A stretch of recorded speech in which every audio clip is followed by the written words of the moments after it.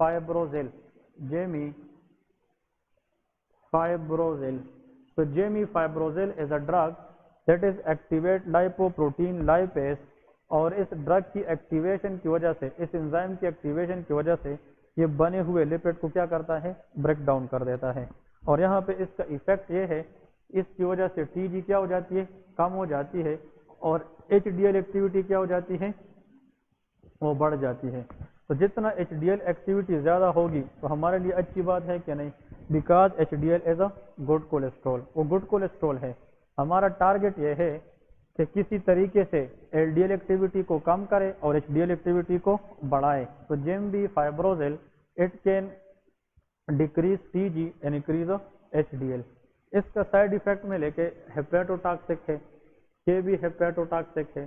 لیکن اس کا ایک اور side effect G I T upset ہے، مطلب کبھی ڈائریا کبھی کانسٹیپیشن. بٹ سب سے امپورٹنٹ یہ ہے کہ these drug increase the risk for cholelithiasis, formation of stone in the gall bladder. تو گال بلیڈر اسٹون کو ہم کہتے ہیں کولیلیتھیسس، کولی یا گال اسٹون لے کے. تو انکریز دا رسک فار گال اسٹون وچ از کالڈ کولیلیتھیسس. تو ان دونوں میں کیا فرق ہے؟ کون بتا سکتا ہے؟ شاباش. اس میں اور اس میں کیا فرق ہے ان دونوں میں؟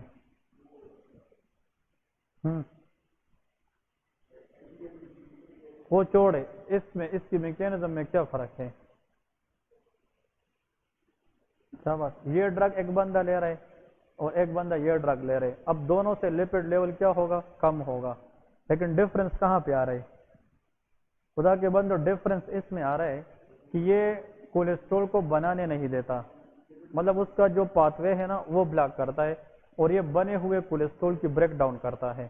کہ lipoprotein lipase it will activate by this gemifibrozil and it will break down more lipid in the body. تو جو بنے ہوئے لپڈ ہے وہ کم ہو جائیں گے، اور یہ ڈرگ مزید لپڈ کو بنانے نہیں دیں گے. تو یہ سنتھسس پروسیس کو خراب کرتا ہے اور یہ بنے ہوئے کولیسٹرول کو ڈسٹرائے کر دیتا ہے. کلیئر ہے؟ اور کون سے طریقے سے ہم لپڈ کو کم کر سکتے ہیں آپ لوگوں کے خیال میں؟ اور طریقہ یہ ہے کہ اگر ہم فوڈ کھاتے ہیں تو فوڈ کے اندر کولیسٹرول ہوتے کہ نہیں؟ تو وہ کولیسٹرول انٹسٹائن سے ایبزارب ہونے چاہیے کہ نہیں ہونے چاہیے؟ نہیں ہونے چاہیے. ایک کو کہتے ہیں کولیسٹرول ایبزارپشن انہیبیٹر، کہ بھائی جو فوڈ کے اندر ہم کولیسٹرول لے رہے ہیں وہ انٹسٹائن سے مزید ایبزارب نہیں ہونے چاہیے، کیونکہ آلریڈی بلڈ کے اندر کولیسٹرول کا لیول زیادہ ہے، تو ہمیں مزید کولیسٹرول ایبزارب نہیں ہونے چاہیے. تو نیکسٹ لے کے کولیسٹرول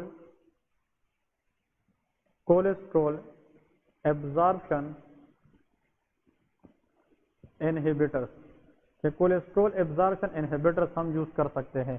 اور اس میں جو ڈرگ آتا ہے that is known at cholesterol absorption inhibitor میں دیٹ از کالڈ ایزیٹامیب. اس ڈرگ کا نام کیا ہے؟ Ezetimibe. Ezetimibe is the drug which is used to decrease the absorption of cholesterol from intestine. کیونکہ اگر ہم فوڈ کھاتے ہیں، فوڈ کے اندر کولیسٹرول ہوتا ہے، اور فوڈ کے اندر جو لپڈ ہے کولیسٹرول ہے that is normally absorbed from the intestine. تو ایسا ڈرگ جو انٹسٹائن کے اندر کولیسٹرول کی ایبزارپشن کو پریونٹ کرے that is called ایزیٹامیب. اور ایزیٹامیب کا کام یہ ہے، یہ جناب ایل ڈی ایل ایکٹیویٹی کو کم کر دیتا ہے، اور جتنا ایل ڈی ایل ایکٹیویٹی کم ہوگی اتنا بیڈ کولیسٹرول کم ہوں گے، اتنا لپڈ کی لیول کیا ہوتی جائے گی؟ کم ہوتی جائے گی. اور اس کا جناب یہ کہاں پہ کام کرتا ہے؟ انٹسٹائن میں، جی اے ٹی میں. پھر جی اے ٹی اپسیٹ کراتا ہے، مطلب ڈائریا، کانسٹیپیشن یا نوزیا اینڈ وامٹنگ جیسے سمٹمس کرا سکتے ہیں ایٹسٹرا. لیکن ezetimibe is very important because it can lead to the absorption inhibition of cholesterol in the food. Clear ہے؟ Okay, good question you raise. یہ یوزلی ہم دیتے ہیں بیفور دا میل، ہم پہلے سے دیتے ہیں تاکہ بندہ جو ہے نا وہ وہاں پہ رہے اور پھر کولیسٹرول آتے وقت اس کو ایبزارب نہ کرنے دے. لیکن اگر کوئی بندہ آفٹر دا میل سون بھی لے لے، کولیسٹرول ایبزارپشن ٹیک ٹائم، پھر بھی یہ کام کرتے ہیں، تو اس میں کوئی اتنا زیادہ ایشو نہیں ہے. پھر ایک وٹامن ہے، ایک وٹامن ایسا ہے جو ہائپر لپیڈیمیا کو ٹریٹ کر سکتا ہے، that is called niacin. Niacin is a vitamin B3. یاد ہے کہ نہیں؟ تو نیاسین یہ ایک وٹامن کا نام ہے، کیونکہ وٹامن ہم نے پڑھے ہیں کہاں پہ؟ بایوکیم کے اندر. نیاسین از وٹامن B3. ہم نے بی کمپلیکسز پڑھے تھے، وٹامن B1 B2 B3 اس طرح. तो नियासिन एक विटामिन का नाम है, it is called vitamin B3, और इसका जो ड्रग है, इसके नाम पे जो ड्रग आता है मार्केट में, इसको नियास्पेन कहते हैं। So niacin is a type of niacin vitamin. What is the effect of niacin on the lipid? It increase HDL activity but it decrease of LDL activity. ये HDL activity बढ़ाती है, increase HDL activity but decrease of LDL activity. तो ये good बात है कि नहीं? कि ये तो आप लोग यहाँ पे MCQs देखे, और ये बार बार रिपीटेड MCQs है कि वो कौन सा विटामिन है as a treatment of dyslipidaemia हम यूज कर सकते हैं। Answer is niacin. Niacin will increase HDL but it will decrease of LDL activity. Clear है? ये जनाब क्या करा सकता है? फेशियल रेडनेस या फेशियल फ्लशिंग, मतलब ये कि नियासिन यूज की वजह से देयर इज फेशियल फ्लशिंग या फेशियल रेडनेस। ये यूरिक एसिड लेवल बढ़ा सकता है, it can lead to hyperuricaemia. और दूसरी बात, ये हेपेटो टॉक्सिसिटी भी करा सकता है। तो हेपेटोटॉक्सिक है, यूरिक एसिड लेवल बढ़ाता है, and whenever uric acid level is raise up to 8 और 8.5, नॉर्मल यूरिक एसिड 7 तक होते हैं मिलीमोल पर लीटर, लेकिन अगर ये 8.5 पे चले जाए, uric acid converted into MSU crystal monosodium urate, और वो ज्वाइंट के अंदर डिपोजिट होकर गाउट कराते हैं। तो यूरिक एसिड स्टोन भी बन सकते हैं किडनी में, यूरिक एसिड पेन भी कराते इनसाइड दी ज्वाइंट। क्लियर है? Okay, which enzyme help in the lipid digestion? Lipase. लेकिन आप लोगों ने ये सुना होगा कि लाइपेज के साथ कौन सी चीज है जो लिपिड फूड के डाइजेशन में काम करते हैं? बाइल। और जो बाइल काम करते हैं तो उसको जाया करना चाहिए कि रिब्जॉर्ब करना चाहिए? रिब्जॉर्ब। तो कुछ ड्रग होते हैं ना लिपिड, आप लोगों ने याद रखना है, इसको कहते हैं bile acid resin. Bile acid resin, तो बाइल एसिड रेजिन ये भी एक ड्रग की फैमिली है। इस वजह से भी जनाब हम कोलेस्ट्रॉल को क्या कर सकते हैं? कम कर सकते हैं। तो इसमें जनाब नंबर 1 इज कोलीस्टायरामीन, ये ड्रग है, और कोलीस्टेपोल। कोलीस्टेपोल ये ड्रग है, ये LDL लेवल को कम कर देता है, LDL लेवल को कम कर देता है, LDL लेवल को कम कर देता है, GIT अपसेट कराता है, और decrease fat soluble vitamin absorption. Fat soluble vitamin absorption मतलब यह है कि फैट सॉल्युबल विटामिन एब्जॉर्प्शन को कम करते, like vitamin A, D, E and K। मतलब edict mean is a fat soluble vitamin, ये उसकी एब्जॉर्प्शन रेट को क्या कर सकते हैं? ये कम कर सकते हैं। तो ये सारे के सारे पॉइंट्स से ये आप लोगों को A to Z जो है ना पता होना चाहिए। MCQs में बार बार यही रिपीट होता है कि भाई what are the lipid lowering agents. आप लोगों को डिफरेंट ड्रग्स देंगे और इसके ऊपर आप लोगों से वो डिफरेंट मैकेनिज्म ऑफ एक्शन पूछेंगे। ठीक है? हाँ, ये सबसे सेफेस्ट है, लेकिन ये ज़्यादा इफेक्टिव नहीं है, इसलिए जितने भी लिपिड लोअरिंग एजेंट के पेशेंट आते हैं 13 से ही स्टार्ट करते हैं। ठीक है ना?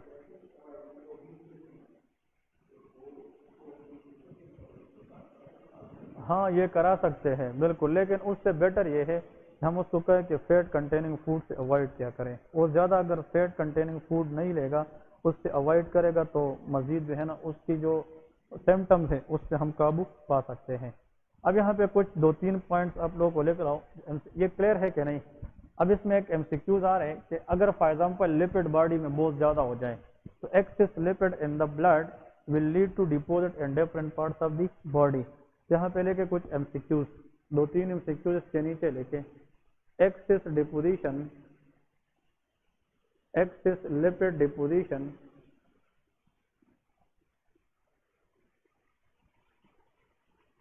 on the eyelids। मतलब कभी कभार जब लिपिड की डिपोजिशन बहुत ज़्यादा हो जाती है, अगर बॉडी के अंदर लिपिड का लेवल बहुत एक्सेस में चला जाता है, तो कभी कभार जो एक्सेस लिपिड है वो कहाँ पे जाकर डिपोजिट हो जाता है? आईलेट पे। इस कंडीशन को हम कहते हैं ज़ेंथेल ESMA. What is this? Xanthal asthma. So xanthal asthma is a condition where excess lipid is deposited in the eyelid. तो कभी कभार ये लोग जब आते हैं ना, तो इन लोगों की आईलिड के ऊपर इस तरह लिपिड फ्लैक्स मिलते हैं, उससे हम अंदाज़ा लगाते हैं कि आप लिपिड प्रोफाइल टेस्ट करें। तो ज़ेंथेलेस्मा इसको कहते हैं। नेक्स्ट इसमें लेके excess lipid deposition, excess lipid deposition especially in the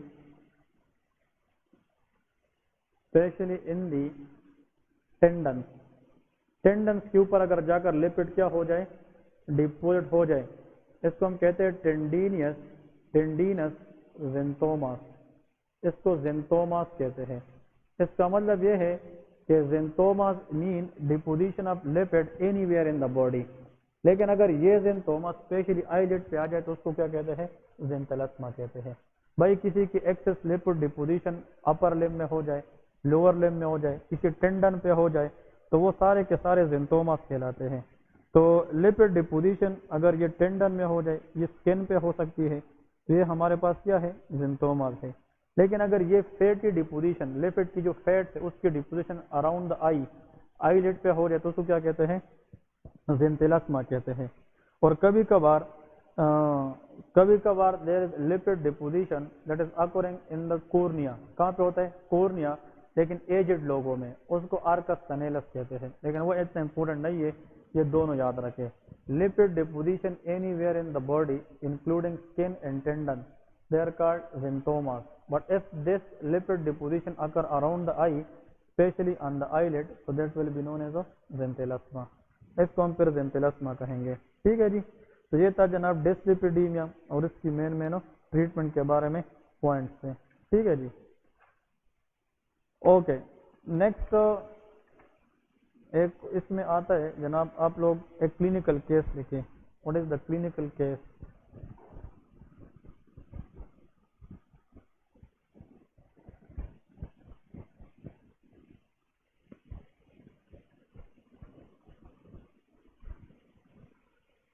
clinical case में लेके, और 45-year-old male known case of chronic hypertension developed sudden chest pain which is radiating to the left jaw and arm, chest tightness, tachycardia and sweating.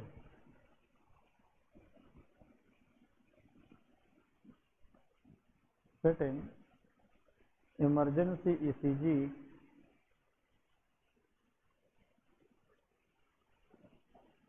was done which shows ST segment depression, but cardiac markers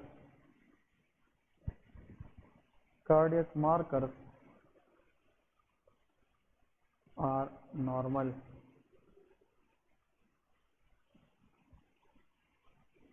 Most likely diagnosis, हाँ जी, what is this?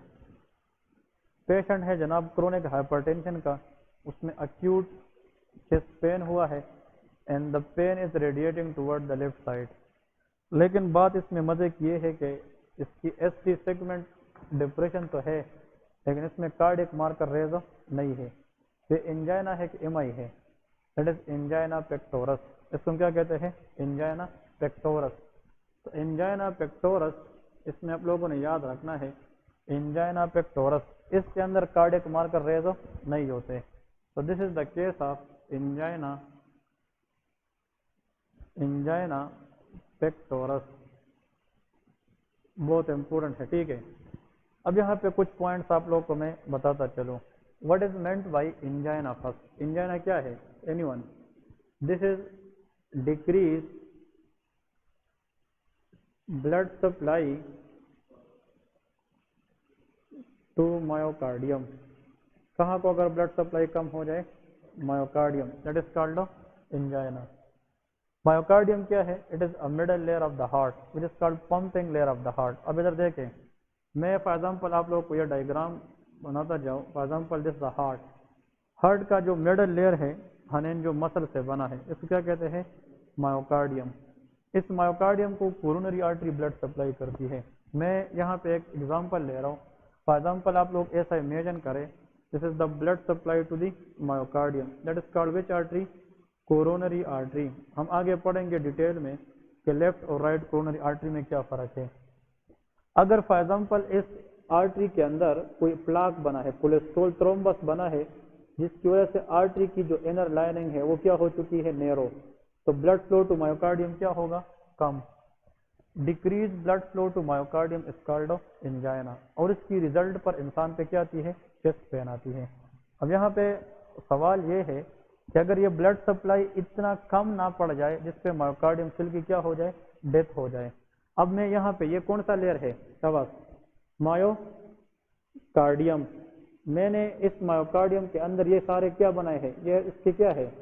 Cell है। These are called myocardial cells. Myocardium cell है कि ये layer है? Layer है। Myocardium क्या है? ये लेयर है, मिडल लेयर है, और इस लेयर के अंदर फिर मुख्तलिफ क्या है? सेल्स हैं। तो मैंने अब ये एक मायोकार्डियम सेल का सेल लिया है कि नहीं? इसको मायो क्या कहते हैं? मायोसाइट। इसके अंदर जनाब कुछ चीजें होती है like troponin I, troponin T, ठीक है, MB, these all are called cardiac marker. इसका मतलब ये है कि ट्रोप आई, ट्रोप टी के एमबी, एलडीएच, ये सारे के सारे चीजें ये मायोकार्डियम लेयर के सेल में होते हैं। जब तक ये सेल जिंदा हो, जब तक इस सेल में नेक्रोसिस ना हो, तब तक ये बाहर नहीं निकलते।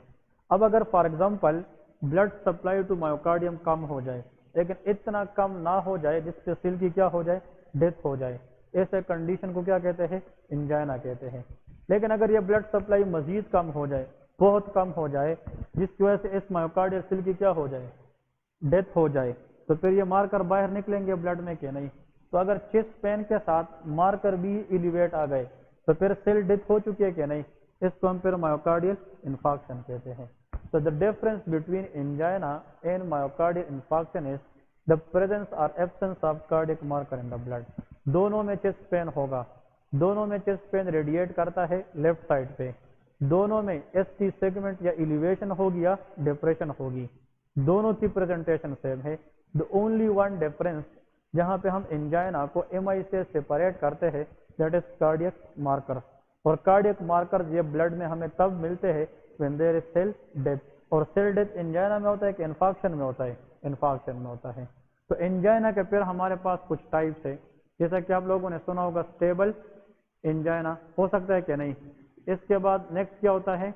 अनस्टेबल एंजाइना, और एक प्रेंस मेटल वेरिएंट एंजाइना। तो ये तीन एंजाइना के टाइप्स है, और एमआई के साथ इसकी कंपैरिजन क्या है? We will discuss this in the next class. और नेक्स्ट क्लास में ख़त्म करके इसके ऊपर मैं एरिथमियास पढ़ाऊंगा, तो सीवीएस विल बी एंड, ठीक है ना? तो क्लिनिकली जो हमें सीवीएस में चाहिए चीज़ें इंशाल्लाह कल वो ख़त्म हो जाएगी, परसों से इंशाल्लाह नेक्स्ट सिस्टम स्टार्ट करेंगे, ठीक है? तो एंजाइना सिर्फ याद रखें, एंजाइना के अंदर पेन होता है, ये शार्प पेन नहीं होगा, this is called heavy pain. Chest heavy pain होता है जो लेफ्ट साइड पे रेडिएट करता है, और लेफ्ट साइड पे रेडिएट करने के साथ साथ बंदे पे सिंपैथेटिक सिस्टम एक्टिवेशन आती है, मतलब पेशेंट को चेस्ट टाइटनेस फील होता है, स्वेटिंग आती है, और साथ में एसटी सेगमेंट डिप्रेशन होती है। लेकिन the key thing to remember for this lecture is that the cardiac marker will be normal. तो एंजाइना पेक्टोरस के अंदर कार्डियक मार्कर नॉर्मल होते हैं, लेकिन एमआई पेशेंट में कार्डियक मार्कर रेज होता है। तो कल का लेक्चर वेरी सुपर इंपॉर्टेंट, उसमें ये पढ़ेंगे कि कार्डियक मार्कर कौन सा कितने टाइम में बाहर निकलेगा, अर्लीस्ट कौन सा होगा, लेट कौन सा होगा, सेंसिटिव मार्कर कौन सा है, स्पेसिफिक मार्कर कौन सा है, वो कौन सा मार्कर है जिसपे हम ये चेक करेंगे कि इस बंदे को दोबारा हार्ट अटैक हुआ है, रीइंफार्क्शन हुआ है। Myocardial infarction in the lemon word is a heart attack. ये क्या है? Heart attack. تو وہ کون سا مارکر ہے؟ اگر وہ بار بار بڑھتا ہے اٹ مینس کہ this person has a reinfection, وہ ہم کل پڑھیں گے، اور اس کی پھر ٹریٹمنٹ پڑھیں گے۔ ایم آئی پیشنٹ کی ٹریٹمنٹ کیا ہے، ایم آئی پیشنٹ کو ٹریٹ کرنے کے بعد اس میں کمپلیکیشن کیا ہو سکتے ہیں۔ تو انشاءاللہ دوست all thing we will study tomorrow lecture, خیر ہے۔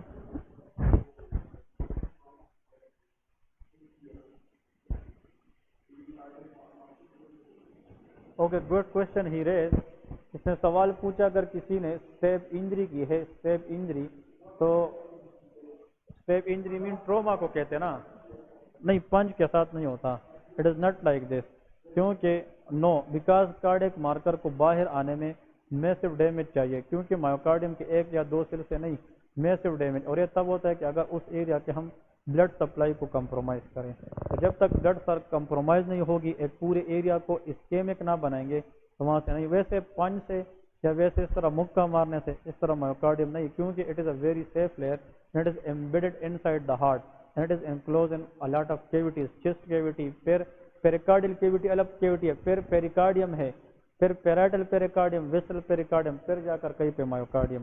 So it is a very delicate and safest part of the heart۔ ویسے پنچ سے اس طرح کے یہ مارکر نہیں ریز ہوتے، ٹھیک ہے۔